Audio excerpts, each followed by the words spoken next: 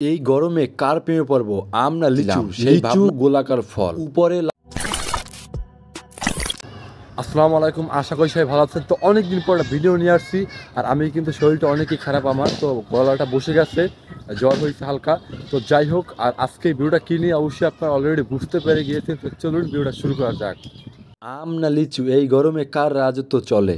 এই গরমে কার প্রেমে পড়বো? আম না লিচু, সেই ভাবনায় আছি আমি। আমকে ফলের রাজা বলা হয়। বিভিন্ন জাতের আম পাওয়া যায়, হিমসাগর, ল্যাংড়া, ফজলি আরো ইত্যাদি। পাকা আম যেমন মিষ্টি, কাঁচা আম তেমন টক। কাঁচা আম ভর্তা বানিয়ে খেতে খুবই ভালো লাগে। আর আমে রয়েছে ভিটামিন এ এবং সি, যা হজম শক্তি বাড়ায়। আমি আজকে গিয়েছিলাম ফলের বাজারে ফল কেনার জন্য। ফলের বাজারে ফল কিনতে গিয়ে আমি তো হতাশ, তাই তো আমি দুইটা আম নিয়ে বাসায় চলে আসছিলাম। লিচু গোলাকার ফল, উপরে লালচে ভাব, ভিতরে সাদা রসালো শ্বাস।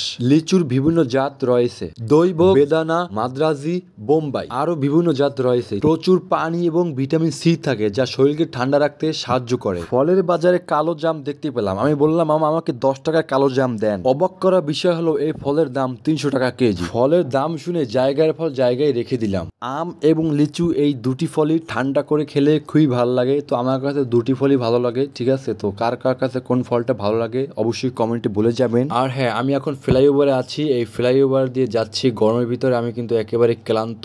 আর ফ্লাইওভার নামার সময় দেখতে পেলাম এখানে এক আঙ্কেল আম বিক্রি করতেছে। আমি জিজ্ঞেস করলাম আমের কেজি কত? সে বলল 100 টাকা কেজি আম। আমগুলো খুব ভালো হবে, আমি একেবারে নিজে গাছ থেকে পেরে এনেছি। বাজারে গিয়েছিলাম কিছু কেনাকাটা করার জন্য। তো এখন বাজে 10টা 52, ঠিক আছে?